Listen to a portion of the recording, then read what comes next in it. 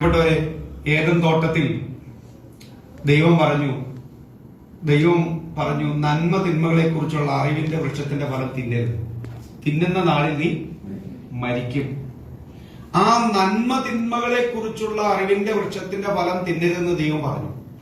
രണ്ട് വൃക്ഷഫലം അവിടെ ഉണ്ടായിരുന്നു, ജീവന്റെ വൃക്ഷത്തിന്റെ ഫലവും നന്മ തിന്മകളെ കുറിച്ചുള്ള അറിവിന്റെ വൃക്ഷത്തിന്റെ ഫലവും.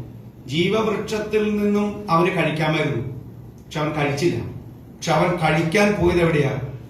അവന് ജീവിക്കണം എന്നുള്ളതിനേക്കാൾ കൂടുതൽ അവന്റെ ആഗ്രഹം എന്താണ്? നന്മയും തിന്മയും അവൻ അറിയണം. അവൻ ഓൾറെഡി നന്മ എന്താണെന്ന് ദൈവം പറഞ്ഞു കൊടുത്തിട്ടുണ്ട്, തിന്മ എന്താണെന്ന് ദൈവം അവനെ പഠിപ്പിക്കണമെന്ന് ആഗ്രഹിച്ചില്ല. തിന്മ നീ അറിയണ്ടെന്ന് ദൈവം പറഞ്ഞത്, തിന്മ നീ അറിയണ്ട, അതുകൊണ്ട് അത് കഴിക്കണ്ട. അവൻ കേറി കഴിച്ചു. ഇന്ന് നിങ്ങൾ പറയൂ, മനുഷ്യൻ ഇന്ന് തിന്മ അറിഞ്ഞു തീർന്നോ? തിന്മ അനുഭവിച്ചു തീർന്നോ? തിന്മയുടെ ഏറ്റവും ക്രൂരമായ ഭാവങ്ങളിലൂടെയും സാഹചര്യങ്ങളിലൂടെയുമാണ് ഇന്ന് സമൂഹം കടന്നുപോയിക്കൊണ്ടിരിക്കുന്നത്. മനുഷ്യൻ ഇത്ര ക്രൂരനാകുമോ? ഇത്ര അധപ്പതിച്ചു പോകുമോ? ഇത്ര അസന്മാർഗികമായിട്ട് ജീവിക്കുമോ? ഇത്ര ധാർമ്മികമായിട്ട് അധപ്പതിച്ച മാനസികാവസ്ഥയിലേക്ക് മനുഷ്യൻ എത്തിച്ചേരുമോ? ഉൽപ്പത്തി പുസ്തകത്തിൽ ദൈവം പറഞ്ഞു, മകനെ, കുഞ്ഞെ, നീ തിന്മ അറിയരുത്, അറിഞ്ഞാൽ നിനക്ക് അപകടമാണ്, അത് നിന്നെ കൊണ്ടെത്തിക്കുന്നത് മരണത്തിലേക്ക് തന്നെയാണ്.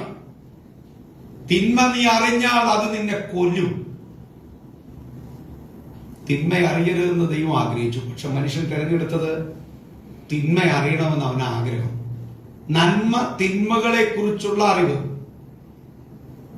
കയറി കഴിച്ചു. ദൈവം അതിന്റെ കോൺസിക്വൻസ് എന്താണ്? അറിയുകയാണെന്ന് മനുഷ്യൻ. തിന്മ ഇന്ന് മനുഷ്യൻ അതിന്റെ ആഴവും അതിന്റെ പരപ്പും അതിന്റെ വീതിയും ഒക്കെ ഇന്ന് മനുഷ്യൻ അറിഞ്ഞുകൊണ്ടിരിക്കുകയാണ്. ഇന്ന് മനുഷ്യനെ ആ തിന്മ നശിപ്പിച്ചുകൊണ്ടിരിക്കുകയാണ്, മനുഷ്യനെ കൊന്നുകൊണ്ടിരിക്കുകയാണ്. എന്താ മനുഷ്യന് പ്രതീക്ഷയുള്ളത്? എവിടെയാ ഒരു വെള്ളിവിളിച്ചമുള്ളത്? ഈ മനുഷ്യൻ ദൈവത്തിങ്കിലേക്ക് തിരിച്ചു വരാതെ രക്ഷയില്ല. ഈ മനുഷ്യൻ ദൈവത്തിങ്കിലേക്ക് തിരിച്ചു വരാതെ